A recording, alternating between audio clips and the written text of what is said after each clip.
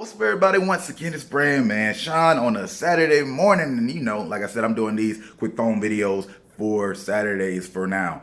All right. Now, a lot of people have asked me, why is there a master music branding guide and why is there a build a brand kit? What is the difference? Here it is. There are two types of brands that artists should be focused on. There's that fan brand that you hear so much about. How do I build a fan base? How do I build a fan base? How do I build a fan? That's what that is all about. But the other brand is a little bit more specific to the other side. Think about it this way. If you're an artist, if you're trying to build a team that's truly effective for you, you need to have a way of communicating to that team without having to always explain all the little nuances. There has to be a centerpiece, an understanding of what do we do with this brand? How do we scale this brand? Or what if it's just a project? Every project has its own brand. Then when you think about it from a business standpoint, think about the fact that there are so many artists that have deals, brand deals or sponsorships, all these things that you've seen, and they're not necessarily huge artists. How do these people get this? Right? If they don't have a fan base, how do they get it outside of just some connections? Well, it's having their packaging together. So this all goes into the second part. It's the branding side for companies, the professional branding side. Not only just companies like who you're trying to pitch to, but also companies like your own company. You have to run yourself like a company. If you are not branding and having centerpiece documents for your brand as if you're your own company, you're missing out opportunities. You're wasting time with your team having conversation you guys don't have to understand. You need to have something that everybody can distribute that's clear, clean cut, but even bigger than that, once again, if you want to pitch for a sponsorship, if you want to pitch for funding, if you want to pitch just to be on some kind of campaign with somebody else, co-branding, collaboration, you have to have your packaging together. AWOL, they're a label, one of a new age label. They're a label, kind of not a label. One of the biggest things they said, I'll be doing a video on that in the coming weeks, was that you need to have your brand together, right? They have a lot of requirements. It's like literally an invitation only. You submit your music, and then they decide if they accept you or not. And one of the major things that they talk about is you having your brand together. They need to see some representation of the fact that your brand is well thought out besides just a few posts on social media. Part of that is packaging your brand in these very specific templates.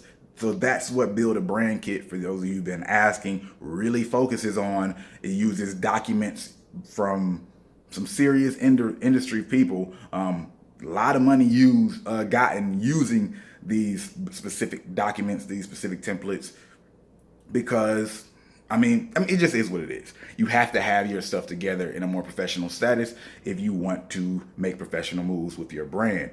Now, with that being said, you have to understand. I know. All right. Well, actually, let me hold that to the end. The live branding session. Remember that the Pro Music branding package, which is the Master Music Branding Guide and the Build a Brand Kit together, the deadline for that is January 13th.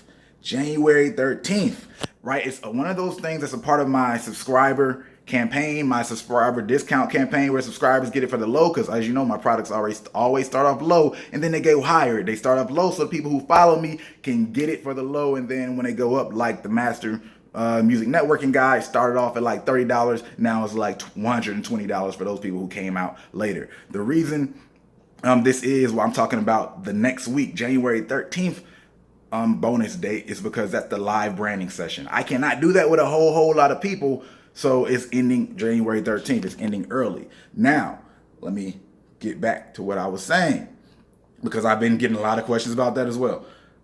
When we think about your brand, we think about your packaging, there are a few people that focus on their fan base, and there's a few people that focus literally straight up on this business to business. These are some of those artists that their way of moving is literally just to get money from people, and then we can perform and get good looks. They don't have huge fan bases, but they still make it. Obviously, the Holy Grail is a combination of. Chance the Rapper is literally the perfect example of an independent artist who focused heavily on his fan base, but also gave a lot of attention to his branding from a professional standpoint and packaged it well, because indie artists, they actually need money. They actually need money just like any other artist. The difference is, if you're not on a major label, who is going to be your bank, right? If you don't want to sign to a major label, like Chance didn't sign to a major label, Chance had to figure out how to get money. Why did he say he got the Apple deal, the $500,000 deal? Why did he do that exclusive agreement? Because he said he knew that he needed that money for tour. He needed that money to go on tour. As successful as he was at that point, he still needed money, right? It's hard to do and continuously grow and scale any business if you don't have consistent funding, right? And if you are if you're an artist, but you need to be a professional, because, I mean, where are you going to get your money from? Like, if you're not getting your money from the streets, you know what I'm saying? If you're not getting your money from a label, like, you're going to get some money from touring, but there has to be some other ways that you get money so you don't have to constantly tour. Sometimes if you want to expand quickly, you have to figure out, am I going to get a brand deal? Am I going to get this sponsored? Am I going to find a collaboration with some other artist? What that might look like in general. But a large part of that is understanding your packaging, taking yourself super seriously, super seriously from a professional standpoint. It's simple. It seems like, what do I do? It's very simple. Again, if you want to get more information on that stuff, find it in the link in the description below.